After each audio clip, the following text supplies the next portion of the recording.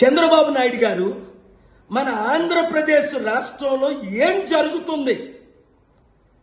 ఇప్పుడే నేను న్యూస్ చూశాను, షాక్ అయ్యాను.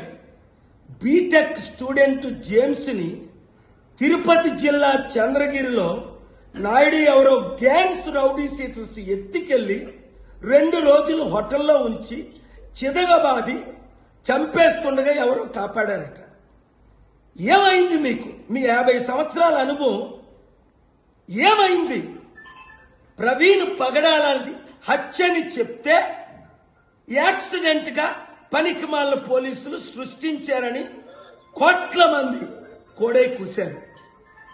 మీరు అందులో ఫెయిల్ అయిపోయారు. పవన్ కళ్యాణ్ ఊర్లో దళితుల్ని బహిష్కరిస్తే మీరు యాక్షన్ తీసుకోలేదు.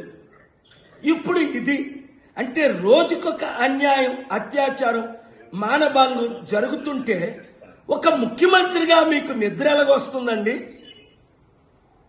ప్రపంచ శాంతి సభ ఈ మే 24 సికింద్రాబాద్ లో పెడుతున్నాను. రండి, మారు మనసు పొందండి, మీ లీడర్స్ అందరినీ తీసుకొని రండి. ఒకప్పుడు ఎంత మంచి పాలన చేశారండి మీరు, నా బ్లెస్సింగ్లు తీసుకొని.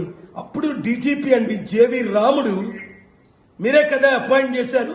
కులాలకి మతాలను ఎంత అద్భుతమైన సేవ చేశాడండి. అలాంటోడు ఒక్కడు దొరకలేదా? సురేంద్రబాబు అని విజయవాడలో ఐపీఎస్ ఆఫీసరు ఒక్కొక్కడికి కారిపోయేదే. 20-30 మందిని ఎన్కౌంటర్ ఒక్క రౌడీ సీట్లు లేకుండా చేసేసాడే. ఏమైంది మీకు? మీరే రౌడీ సీట్లకి బలం ఇచ్చి నడిపిస్తున్నారా అన్న ప్రశ్న బహుజనుల్లో అనుమానం తీసుకొస్తుంది. మార్పు చెందండి. ఈ వీడియో చంద్రబాబు నాయుడు గారికి చేరినంత వరకు వైరల్ చేయండి, అన్ని ఛానల్లో బ్రాడ్కాస్ట్ చేయండి. రాష్ట్రాన్ని, దేశాన్ని రక్షించుకుందాం, మన సత్తా చూపిద్దాం.